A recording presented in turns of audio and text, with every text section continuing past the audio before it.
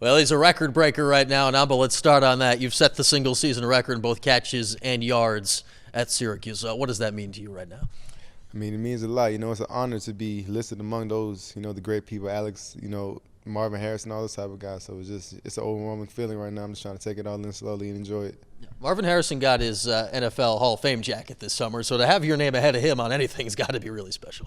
Yeah, I mean, I remember growing up playing with him on a video game, so just to be listed in the same conversation with him in terms of the record, it means a lot to me. Had to add a little bit, too, that you did it at Clemson, where your brother Etta played. I know you had a ton of friends and family there that you got to enjoy the moment with. Right, it's my whole family was there. They came to support me, so it meant a lot doing that in front of them. And also, you found out earlier this week you've been invited to participate in the Senior Bowl, and that's obviously for seniors getting ready for the NFL draft and the top ones in the country. When was that something that even got on your radar as a possibility? This morning, I woke up, Coach Carmen's office, I talked to him about it. He the way he delivered the message to me was real suspenseful, so he did a good job of surprising me with that. So, that was something I wasn't really thinking about actually, so it's a good feeling. Yeah, Coach has his way with dramatics like that, doesn't he, to get you the news? And obviously that's really special news because we know that means the NFL's got their eye on you and likely going to be drafted now. And we talked about that earlier in the season, that coming out of your time at Maryland, that really wasn't in play, and now it's heavily in play. How much has your thought process changed on the draft and playing pro now here after the success you've had the last couple months?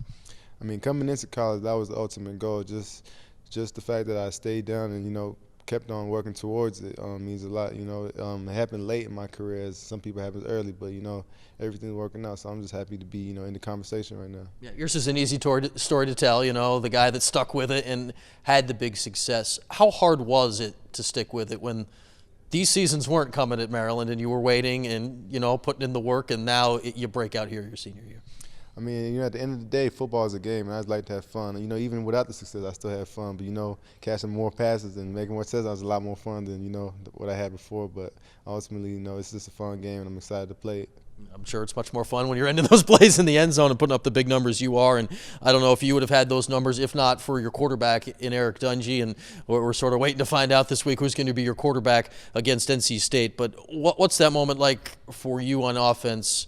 When Eric gets hit, you see him on the ground. What thoughts go through your head at that point? When Eric gets hit, I just know he's going to get up. Eric, he's a dog. It doesn't matter if he has a torn leg or a hurt shoulder. Eric's going to want to fight back. He's going to want to play. So it's a surprise to see at least the one time when he does stay on the ground there last game. Right, yeah, it is. All right, so Eric comes out of the game. Austin comes in. What kind of relationship did you have with Austin Wilson football-wise before that, since most practices with Eric? How much chemistry did you have with Austin?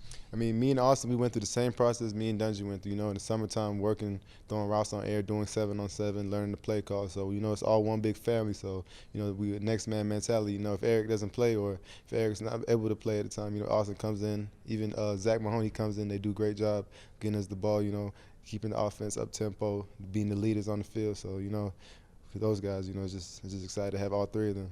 If Eric can't go this week, and the other guys do get more time in practice because of that, how much would that help out the chemistry, where usually it's the ones playing together? If you got a week to get ready, I imagine that's a little different for you guys. Right, I mean, I think the chemistry is already there. We spend a lot of time in the offseason working on things like this. Coaches, they even practice situations like this. So I think regardless of what happens, that we'll be ready. You and NC State are in almost identical situations. You're both 4-5. You both have bowl aspirations, and I think you both viewed this game as one of the ones you got to get in order to pull that off. What does that add to this game where both teams are coming in desperate for this win? It's going to be a fun game. It's going to be a good environment, good enthusiasm. Both teams are going to play hard, but luckily we're at home, and that's our advantage right now. We're going to take that to the full. All right, you mentioned home. It's been a while since you've been here. Last time you were here was that great win over Virginia Tech. How important is it to get back in the Dome for this game and next week in Florida State? I mean, it's very important. I think that we play our best football there. The fans are all into it. Everybody's enthusiastic about playing in the Dome, the fast track, like I said earlier. So we're just happy to be back home in front of our home crowd. All right, but good luck this week. I appreciate it.